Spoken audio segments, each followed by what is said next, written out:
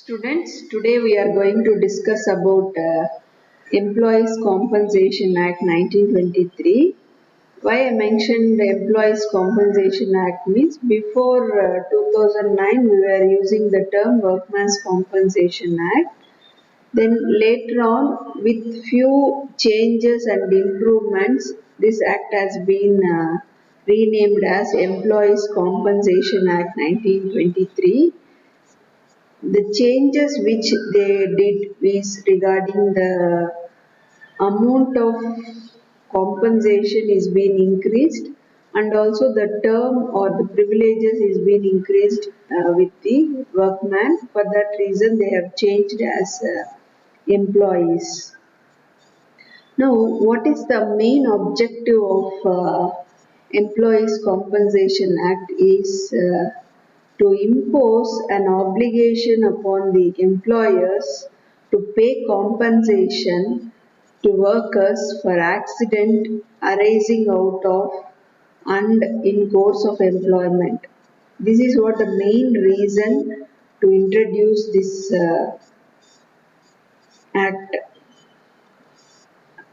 Before moving on to the topic, just I want to discuss about the case study which I have given to you as assignment. As we were mentioning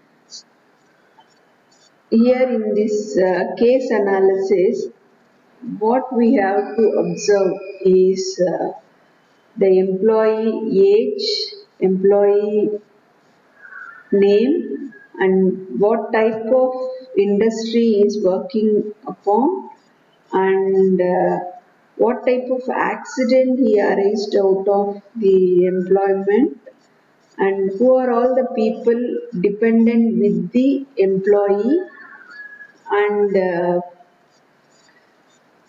how employer is connected with this accident, and what type of compensation policy has to be given by the employer.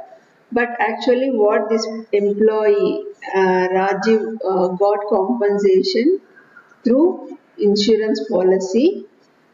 Though it is not possible to compensate for the losses that the family had to incur, the insurance policy played a major role for compensating.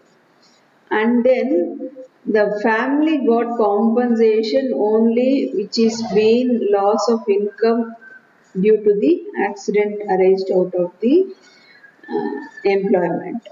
Now, what we have to understand here is even if it is being arised out of the employment, the employer or the owner is unable to compensate or avoided to compensate with the employee, and then the insurance policy is being covering with limited access of the loss of income which is being Rajiv faced. Now, how this compensation act helped Rajiv to compensate with the permanent loss happened to his source of income? This is what we have to understand in this case study. When we want to understand this case study, first we have to go through with the concepts of Workmen's Compensation Act. Just I have given you the case study to analyze in these few lines or in this paragraph, whatever I have given, what you would have understood means employee, employer, a type of factory, owner of the factory, a accident happened, and the person whoever employed in the factory or the manufacturing unit is being covered under insurance policy. This is what the understanding you have been arrived when you gone through with the case study. We'll see each and every aspect of this case analysis by go through with the topics, how it relates with the act. Now, when I started the slide, I have shown you about the main purpose of the Compensation Act. That is the main objective of the Compensation Act is to provide relief to workmen or their dependents. This is what according to the Act came into force itself is being utilized. If workman is being affected with an arised out of an accident during the course of employment or because of the employment, then that person has to be compensated through this proper amendment bill which has to be given to the workman.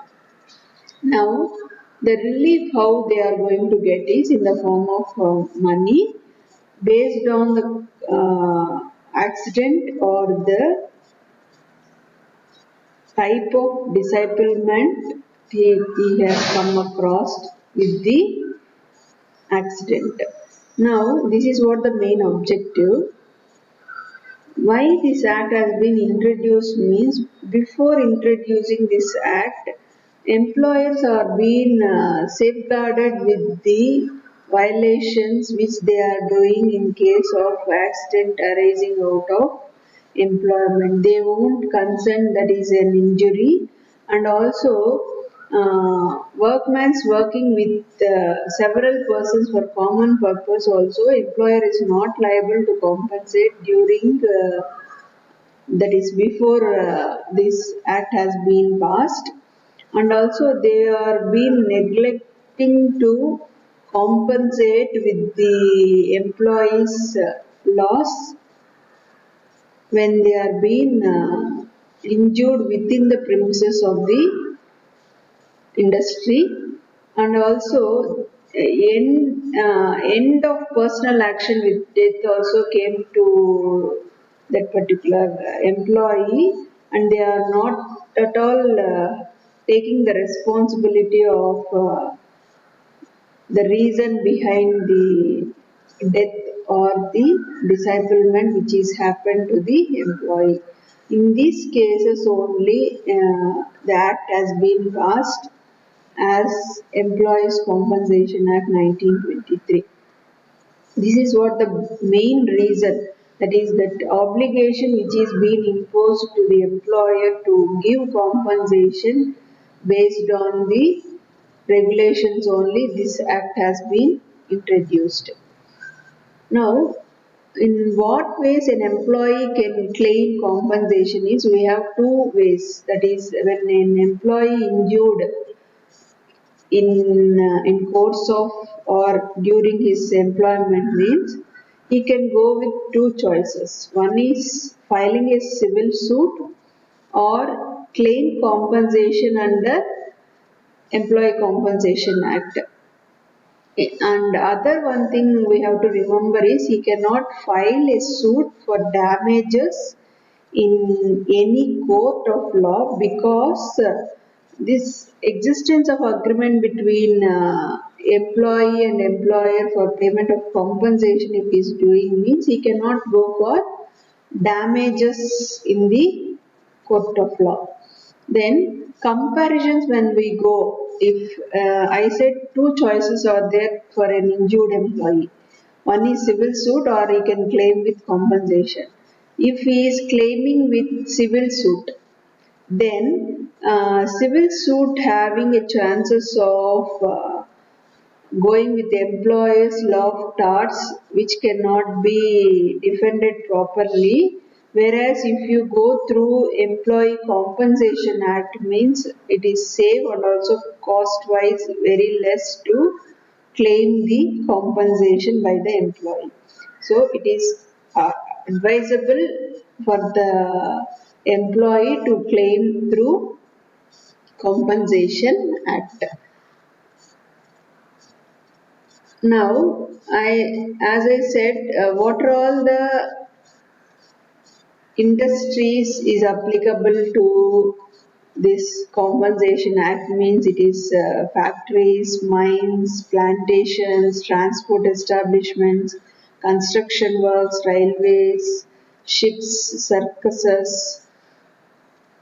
all categories of employees who are working in these industries, and which are not applicable to this industry is armed forces of union and employees who are covering in employee state insurance act. That is, if employee is covering ESA act means then this compensation act won't cover for the employee. If he is not covering that benefit means then he can cover that benefit in this compensation act. Then casual workers employed other than for employees trade or business means then also this act will be not covered. Now, these are all the important definitions which we have to come across in the Compensation Act. That is, Commissioner, who is the appropriate authority to check with the compensation proceedings, is the Commissioner, and compensation is nothing but the amount which he is going to get through compensation. And the other important term which we have to come across here is dependent. Person who are all dependent upon another for his livelihood. Here the another person is the employee upon the employee who are all been getting the source of income or source of livelihood means then that will be called as that person or that human will be called as dependent. Now, in detail, if you want to understand about who are all dependents means, dependents whether actual or not, widow, legitimate or adopted son, unmarried or daughter, widowed mother, son or daughter not attaining 18 years of age. All these categories are being considered as dependent: minor brother, minor children, uh, paternal grandparents if no parent of the employee is alive, unmarried legitimate daughter. All these categories will be taken as dependents. That is, whole dependent on the earnings of the employee or whole or part depending on earning of the employee at the time of death. These are all headings which we generally used to say as dependents. Now coming to the definition employer, as we know, any managing agent or the managing director or legal representative of the deceased employer all come under the category of employer. And the disablement, and that is disablement arising out of the accident. What actual meaning is? Disablement is the loss of capacity to work or to move. Here, how that loss will happen means loss can be in the form of partial or permanent. That partial or permanent, how we can categorize is the earning capacity before he is normally working will be deferred after met with an accident. That loss of capacity only this disablement will be mentioned as that not able to earn as much as worker used to earn before his disablement. As it is given in the example, before he is working for 200 rupees, but after disablement he is work for 100 rupees. Then that will be considered as disablement. That is here, employer includes all these categories: disablement, reduction, as this is what it is being given, and disablement as it is shown here, you can understand clearly, loss or reduction of his earning capacity. Loss can be partial or total. When I say partial disablement reduces the earning capacity. in the form of temporary or permanent. How this temporary means reduces earning capacity of an employee in any employment he was engaged at the time of accident. Here permanent means in every employment he cannot able to give his full energy towards the work whatever he is doing before accident. That is what every employment he was capable of undertaking at the time of injury. Here total disablement, when I say incapacity an employee for all the works. You try to understand the difference between partial disablement, total disablement. Partial can be temporary or permanent. That is temporary partial disablement, when I say in few days or few months he is unable to do that work because of the accident. But later on he can be recovered. But whereas in permanent partial disablement, he cannot able to recover. For example, he lost his hand or leg means then every employment without his hand only he has to work. That type of disablement only what we say it as permanent partial disablement. Total disablement means he was incapable of performing the work whatever he is being done with his regular or normal working nature. That is what total disablement. Here, when we talk about disablement, we have to see what type of employees come under. That is, employees, as I said, we discussed about industries, but what type of employees come under this uh, type of disablement means railway servants maybe is not permanently employed in any administrative or subdivisional office of railway or master in ship, captain, other member of crew of aircraft, driver, healthman, persons recruited from work abroad by companies. All categories come under, sorry, and employed in any capacity as specified in Schedule 2 also come under employees. Here, employees not included in the nature of casual, not regular, continuous people also not come under the employee category. Here, rules regarding employees' compensation when I talk about employers' liability for compensation in two ways. One is employer is liable to pay compensation to an employee because of accident or due to occupational diseases. That is, continuously an employee is working in a particular working conditions, that is the environment which is regularly working, due to that any occupational disease arises means then this employer is liable to pay with the compensation. That is what the two categories which employer is liable.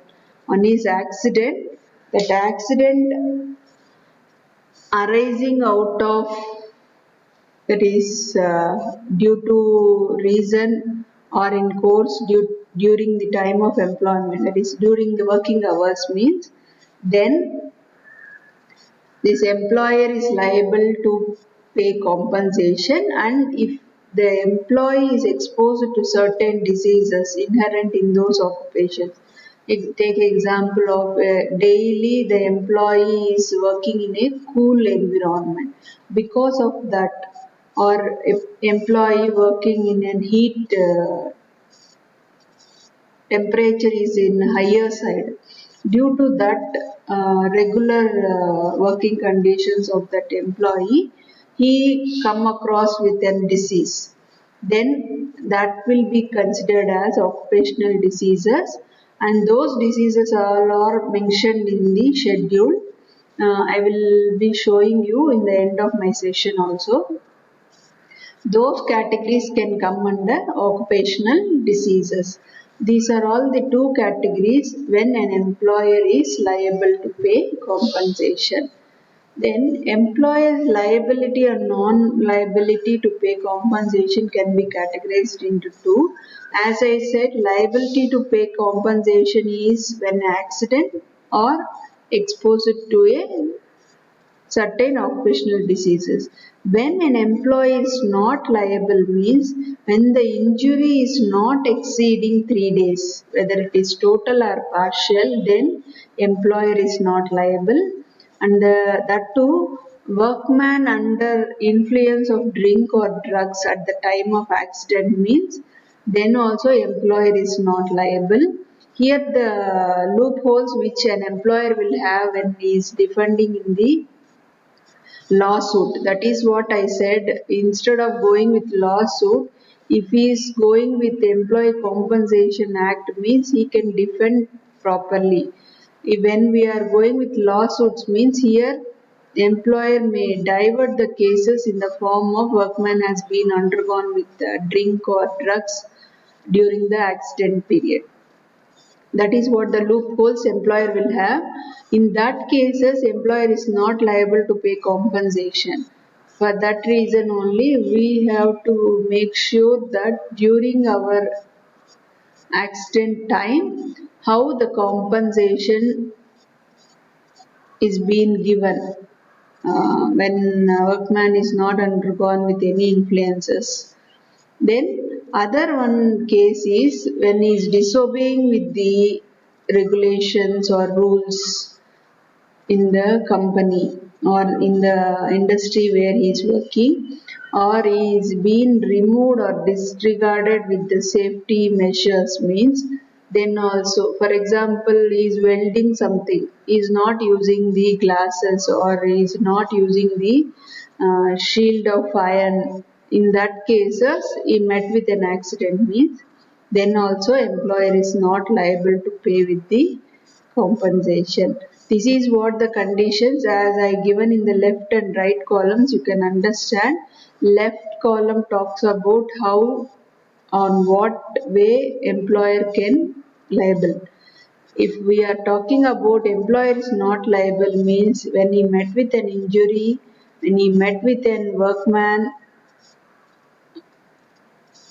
when he is undergone with drugs or influencing with drink, then is disobeying with the rules. In that cases only employer is not liable. These are all the two things which we have to remember according to the liability of the employer. Now, if you come across with all these slides, you can understand the linkage between each and every section. That is, an event, based on that event, how the context and how the context can come into as results. Example, a person met with an accident because of employment and employer is liable to pay compensation. This is what the connectivity between the employee and the employer. When a person who is being called as an employee in the organization and that person is met with an accident during his course of employment, and if it is been during his course of employment means then employer is liable to pay the compensation. That is what the linkage between the injury, employment and the compensation. That is what the diagram says about here. Employee personal injury by accident and arising out of and in the course of employment, and employer liable to pay employee compensation. This is what we have to understand. When an employee met with an accident, when accident is being arised out of employment, then employer is liable to pay the compensation. I will continue the session in the next video.